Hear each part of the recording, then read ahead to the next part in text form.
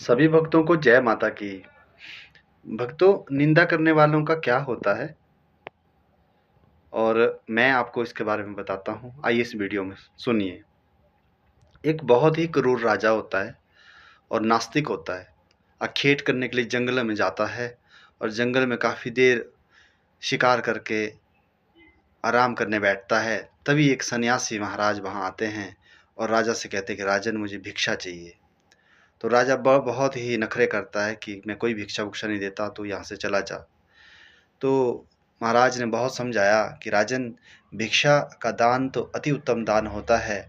आप राजा हैं और मैं निर्धन हूँ, मुझे भिक्षा दो, आप कुछ भी दे दो। तो राजा बहुत ही नकारात्मक था और जो है नास्तिक था, भिक्षा नहीं दे रहा था। थोड़ी देर के बाद उसके घोड़े ने लीद की। तो महाराज कहते हैं कि राजन, अगर कुछ नहीं दे सकते तो घोड़े की लीद ही दे दो, पर दान तो मुझे तुमसे चाहिए और मुझे दान दे दो। तो राजा मन में सोचा कि ये तो बहुत अच्छी बात है, तो सस्ते में निपट रहा है।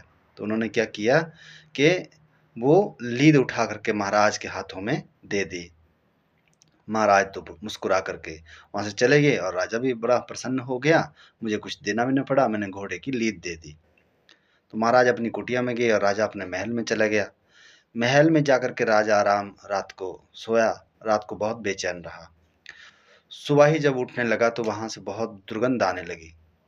जब वो अपनी बालकनी में बाहर झांक के देखता है तो उसकी बालकनी के बाहर जो है लीद का बहुत बड़ा ढेर लग गया।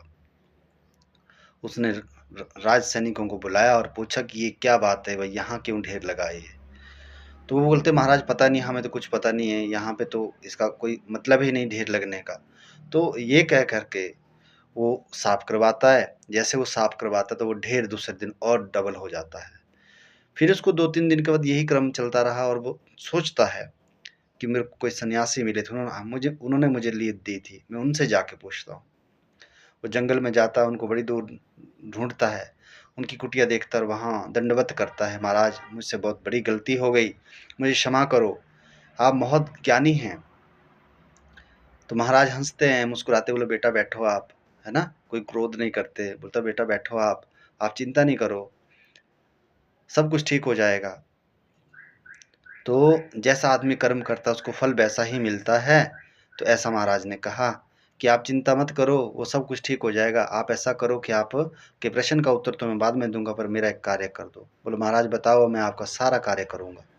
बोले ऐसा करो कि अपने राज दरबार में जाकर के अपने बारे में निंदा फैला दो कि लोग आपकी निंदा करने लग जाए।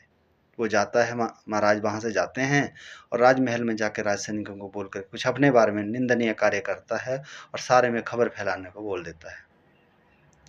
पूरे इलाके में, पूरे राजमहल में क्या, बाहर भी राज जो प्रजा होती है, प्रजा के बीच भी वो निंदनीय कार्य शुरू हो गया और राजा की सब निंदा करने लगे। और जैसे जैसे 2-3 हफ्ता बीत गया और वो ढेर अपने आप कम होता रहा, अस्थाई खत्म हो गया और वो बड़ा प्रसन्न हो गया।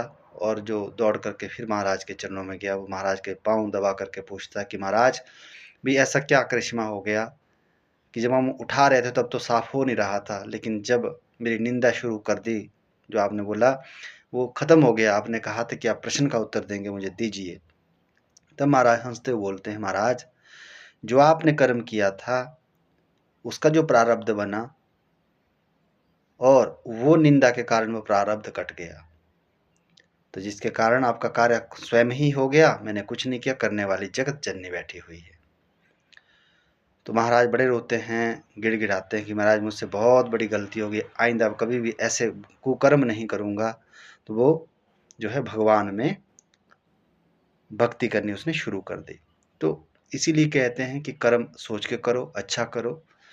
और जो आपकी निंदा करते हैं और जो हम लोगों की निंदा करते हैं वो बहुत ही गलत कार्य होता है। उसके कारण जो है जिसकी हम निंदा करते हैं उसके पाप जो है कट जाते हैं और उसका कर्म अच्छा होता है। इसलिए किसी की निंदनीय कार्य मत करो। जय माता की। आज के लिए इतना ही।